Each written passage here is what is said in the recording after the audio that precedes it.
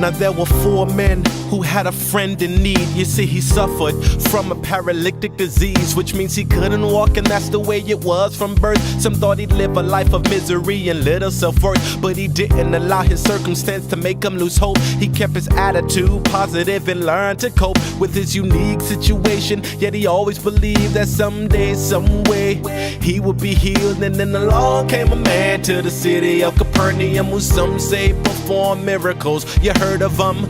He would ask his friends who didn't understand the strength of the faith that existed in this man. But nevertheless, they granted his request to take him to Capernaum just to see if he could get close enough to the man to get a healing quick. But they had no idea who they be dealing with. Get away. Yes, I gotta get away. Oh, I gotta get away. Yes, I gotta get away. Oh, I gotta get away.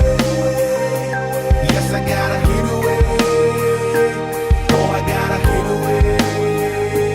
Yes, I gotta get away. Get away. Oh no, look at the crowd. We'll never get within 1,000 feet, and if we do, how are we ever gonna get through that door? There has to be a couple hundred people blocking it, if not more. This is crazy, it's over. I know we shouldn't have come here. Let's go back home and rethink this. I'm done here.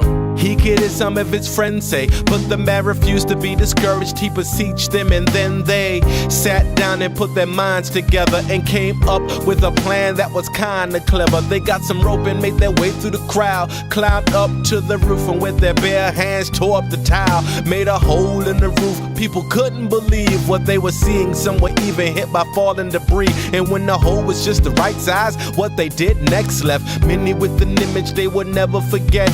They lowered their friend through the hole, yes indeed, managed to set him down right next to Jesus, who was so moved that he forgave all of his sins. But in the crowd there were a couple of men who were angry, but Jesus knew that something was fishy. He read the men's thoughts and he addressed them quickly. Then he looked at the paralyzed man and said, "You can walk now, go home son, and don't forget Oh, your bed." I gotta get away.